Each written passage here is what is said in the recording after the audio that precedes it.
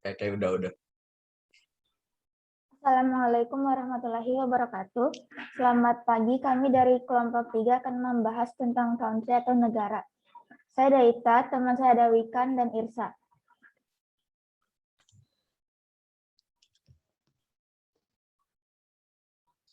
Apa itu negara? Negara adalah suatu wilayah yang dikuasai oleh pemerintahan yang di dalamnya terdapat rakyat, aturan atau hukum-hukum, kesatuan politik, serta diakui secara de jure atau hukum, dan de facto atau fakta. Syarat-syarat berdirinya suatu negara yang pertama ada wilayah. Wilayah adalah berupa daratan atau lautan yang ada di muka bumi ini. Yang kedua ada kedaulatan.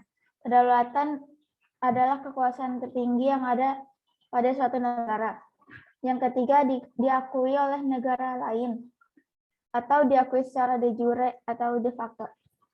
Yang keempat ada rakyat. Rakyat adalah orang atau individu yang bersama-sama tinggal di wilayah tersebut.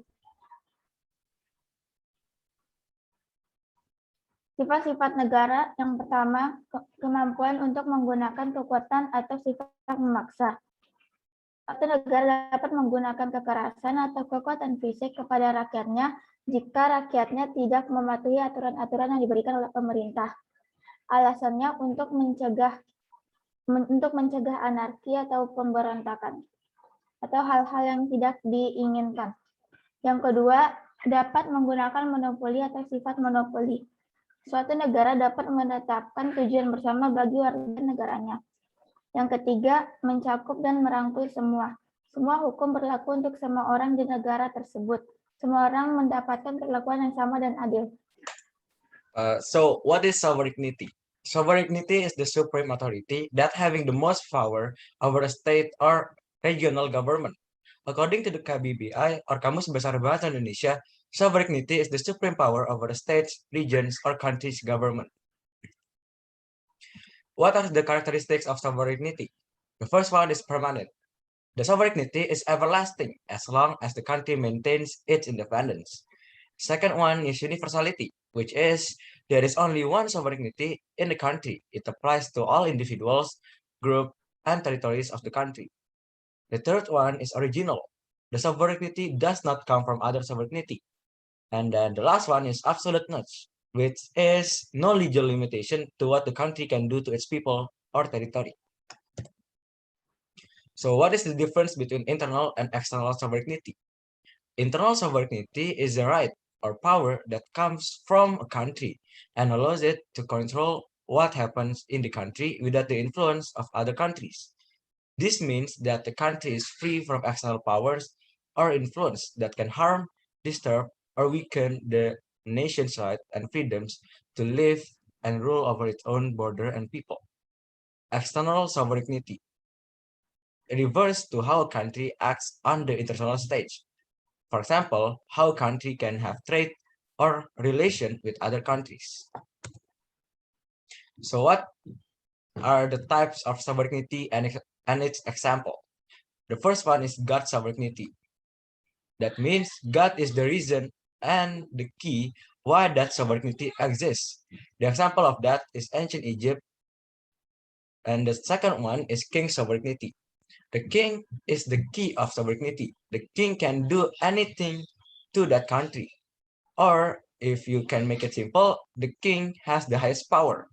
The example of this is France in 1643 until 1750. The third one is country sovereignty. That means that when the sovereignty is formed, when the country is formed. Because of this, the country can do anything to fulfill their purpose. The example of this is Germany under Nazi. The third one is law sovereignty. So anything that happened in the country should be based on the law. The function of the authorities are only to monitoring the applications of the law. The USA are the example of a country that use this type of sovereignty. The last one is people sovereignty. The citizens are the highest power in the country. That means that the citizens have the right to determine what will happen to that country. The example of country that use this type of sovereignty is Indonesia. This can be seen in the Undang-Undang Dasar 1945 that sound Indonesia adalah negara yang berkedaulatan rakyat dengan berdasarkan bla bla bla bla. De jure and de facto. A country will recognize de facto if it meets all the requirements for establishing a country, territory, people, and a government, or it has a factual recognize. A country will be recognized de jure, meaning that it has met the legal requirement for establishing a country under the international law or legal recognition. In the sovereignty, the legal right to a country is known as de jure sovereignty, while the real or factual right in a country is known as de facto sovereignty. Tres politics. The, the separation of power in a country into three parts: legislative, judicial, and executive parts. The function of the tres politics is to prevent one people or party to get too much power. Legislative making and the DPR, MPR, and DPD. Judicial monitor the penalized law enforcement violation, MA, MK, and KY. Executive to implementing laws, president and vice president. Horizontal power. The power in a country are divided into the thrice politics. That means every part are working in their own text or purpose. Meanwhile, they are in the same level as each other. This is happen to prevent excess power in one part. Vertical power.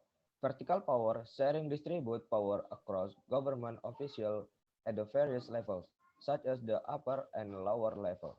The power of each level is government are especially stated in the constitution, and the lower organ is work under the higher one.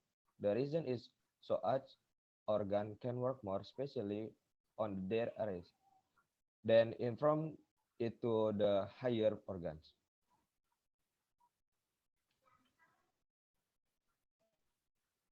Sekian dari kelompok kami.